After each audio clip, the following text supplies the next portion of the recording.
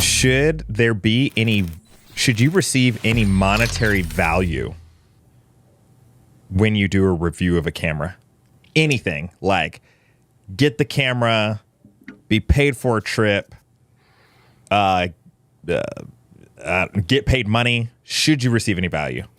I'll speak for myself first, and then Gerald, I'll let you go. And so you can maybe think about your answer.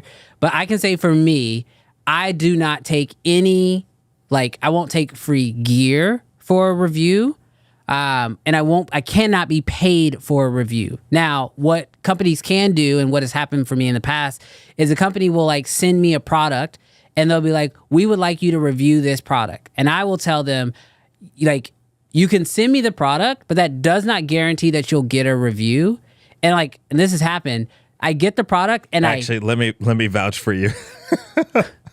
There's been stuff that people have sent that is sitting in this back room that if Brandon doesn't think that the product's worthy of putting before the audience, I'm like, can I get that? It's just sitting on a shelf back there. It really is. Never review. I will not review a product if I don't feel like it, for a review.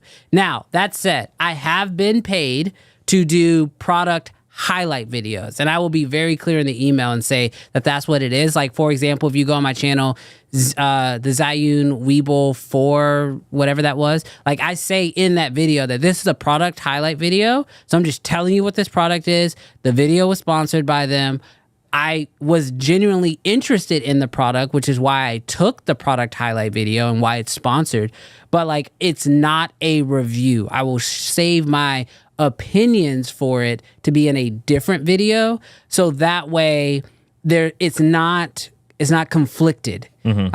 And I think that that's really important for me. That's how at least I do it. But I cannot be paid for a sponsored video, and I won't accept free gear with the guarantee that they're gonna get a sponsored or they're gonna get a review. Because the truth is if I get the product and I just hate it, or it's just not interesting, I don't want to just trash a product either, because I don't think that's, now if it's a bad product that I see a lot of people buying and I need to warn people hey, be careful. I did that with a DJI or a Tilta accessory one time. I liked the product, I was interested in it, but I was this thing has a major build problem that you need to be aware of if you're going to buy it. That's the only time, but most of the time I just I'll just choose to bow out of it. Gerald? I'm going to drop a video later today that is 30 minutes of me talking about that. So I don't want to, but I'll do a quick one. No shade on anybody for how they run their business, how they earn their money. You got to keep the lights on. Maybe you got employees, whatever. Run your business how you want to run your business. I'm never going to give you crap for making money. My code of ethics is this.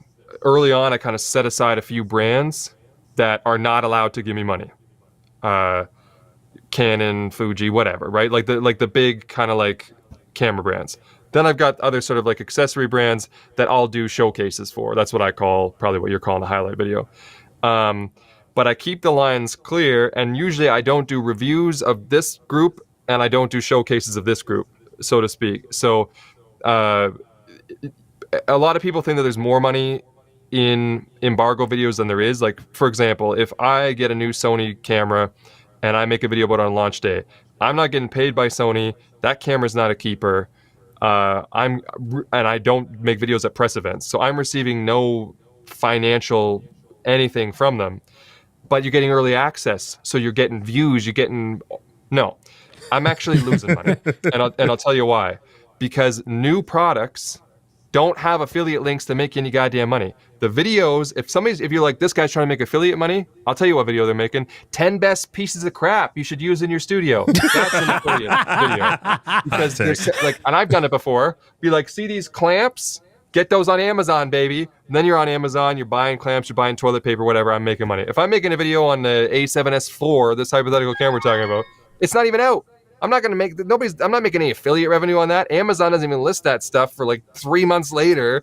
And on B&H, it's a pre-order. So yeah, there's no affiliate revenue.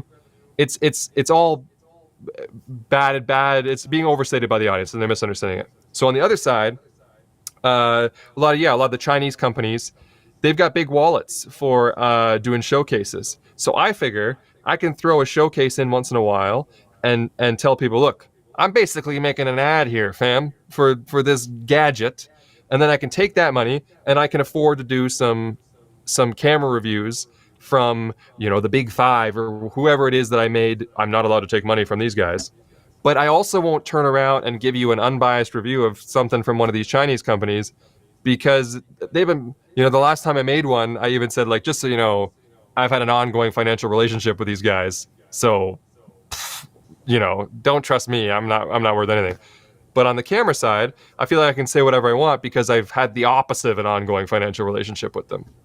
Yeah. Anything beyond that, you're digging in. If you want to dig in, like, well, Gerald went to condo, and that's fun. So now when Sony releases a camera 6 months later, he's going to be nice to them because he went to condo 6 months ago.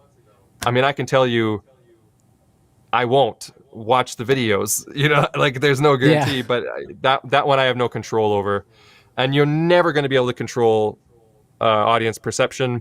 So my advice is just have a code of ethics that you stand by and stick to it. And if it works for you, good. Again, who am I to tell you how to run your business? You know what I mean? At the end of the day, 80, maybe more, maybe like 90% of this really doesn't matter. There's like one segment of the audience, which is somebody who actually has a limited budget that is looking at that video to see if that camera can satisfy the project they need to do. Maybe they're a wedding filmmaker, maybe they're whatever.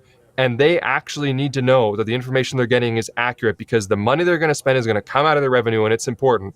Everybody else is window shopping, or, you know how many comments ago, like, I wasn't going to buy the Burano. Of course you weren't. Neither of us were ever going to buy the Burano. It's more of a theory about tech. It's like a magazine of like what's new in the latest McLaren. I'm not going to buy a McLaren, so that's fine if you want to tell me about it, but it's not going to change anything. But there is a small segment of the audience that we have to be straightforward with and tell them, because it does affect things.